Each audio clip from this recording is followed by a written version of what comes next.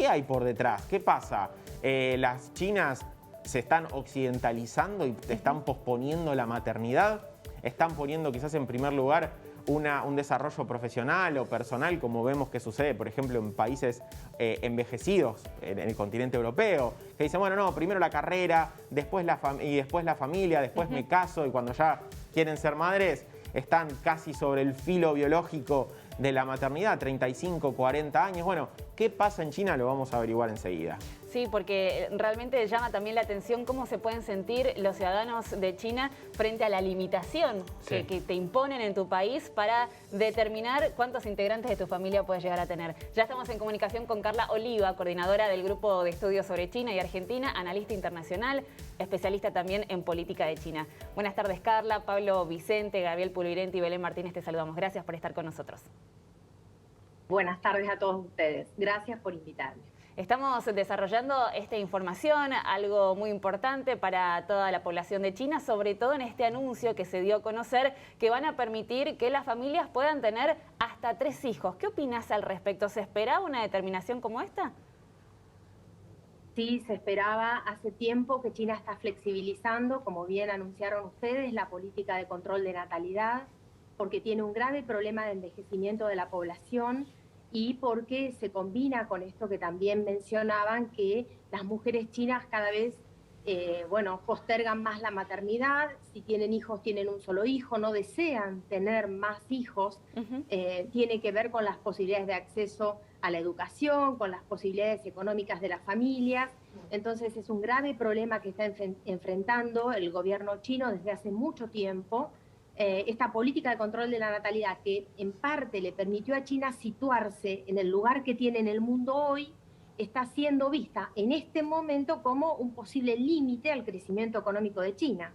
Entonces, bueno, han decidido levantar las restricciones. Ellos tenían una enmienda constitucional que hablaba del deber de planificación familiar. Era muy importante respetarlo, muy estricto, donde, bueno, muchas veces el sistema a través del cual se llevaba adelante era un sistema muy criticable, pero que le permitió a China que, por ejemplo, impedir el nacimiento de 400 millones de niños a los cuales no podían alimentar. Y a mí me parece en ese sentido muy importante tener en cuenta que el control de la natalidad está impuesto en China, o se impone en China en 1982 constitucionalmente, porque China tuvo un grave problema de hambrunas, que ustedes estaban mencionando. La gente moría de hambre, crecía la población y no tenían los medios de subsistencia para alimentarla.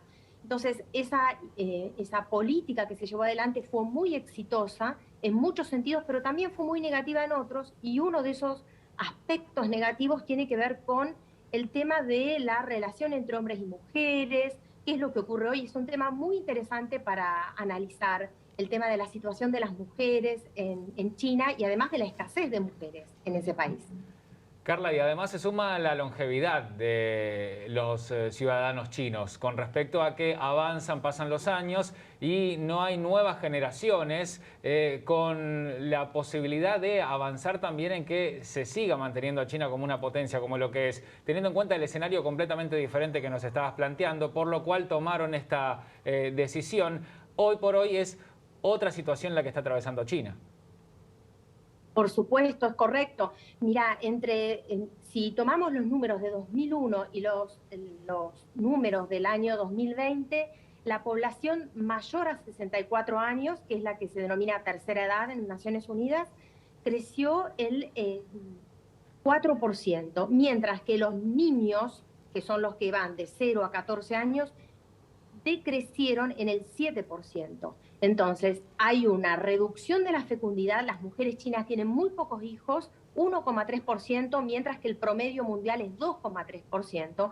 Pero además hay un incremento de la población adulta a la que hay que sostener, y también está entonces detrás de todo este problema del envejecimiento poblacional el sistema de pensiones. Claro. Hay que mantener a esta gente que es mayor y que no trabaja, y la población económicamente activa se va reduciendo, y estas son las proyecciones que analiza el gobierno. Bueno, de acá a unos años vamos a tener graves problemas para sostener a nuestros ancianos o adultos mayores.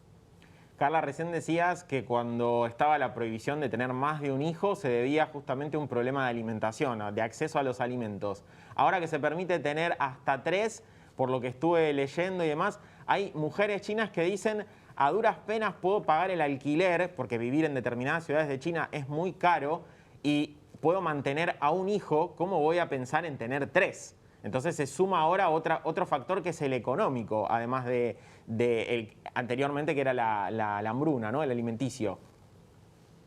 Sí, por supuesto, la cuestión sociocultural se ha modificado tanto en China, la situación de las mujeres se ha modificado muchísimo y ahora deciden muchas no casarse, deciden priorizar su profesión, no tener hijos, incluso se ha revertido mucho la relación, como yo mencionaba antes, entre hombres y mujeres, en el sentido de que tradicionalmente en China los varones fueron los preferidos porque se consideraba una mano de obra, digamos, y cuando una familia tenía una mujer era un problema porque la mujer se casaba y se iba a trabajar a la casa del marido.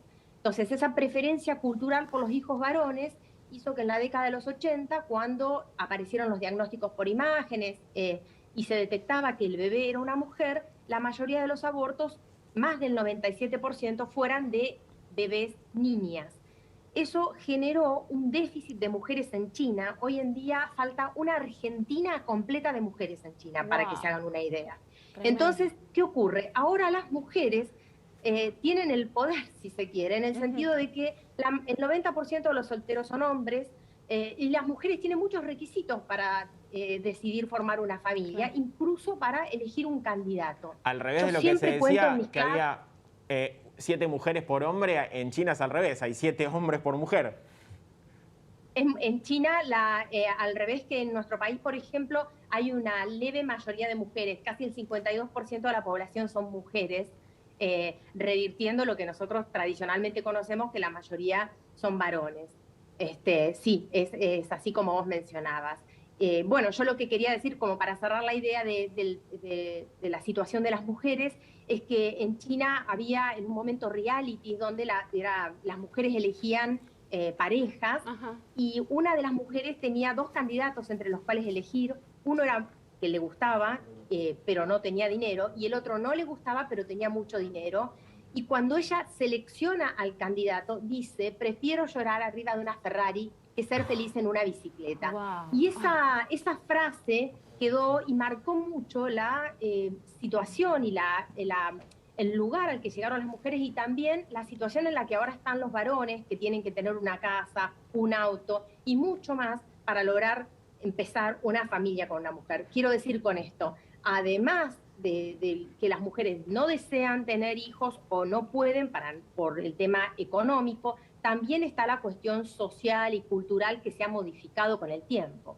Muy interesante, Carla, todo lo que nos estás contando, sobre todo conocer un poquito en cuanto a números y datos específicos de una cultura que la vemos como tal vez muy alejada, muy diferente a la nuestra, y que nos estás contando cosas de lo del reality. Estábamos todos muy asombrados, sobre todo también en un país con tantas limitaciones en su momento, que ahora también las mujeres tengan ese poder de decisión y que fuera los mandatos sociales, y que si no quieren tener hijos no los van a tener, más allá que ahora por ahí el gobierno hasta puede llegar a poner algún tipo de estímulo tal vez para que tomen esa decisión. Pero bueno, vamos a ver entonces cómo va a quedar ese censo poblacional en unos años. Seguramente se va a ver reflejado después de estas nuevas normativas. Carla, te agradecemos por tu tiempo y por estar con nosotros para que nos cuentes mucho más al respecto.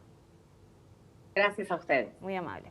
Carla Oliva, coordinadora del Grupo de Estudios sobre China y Argentina y también analista internacional, especialista en política de China.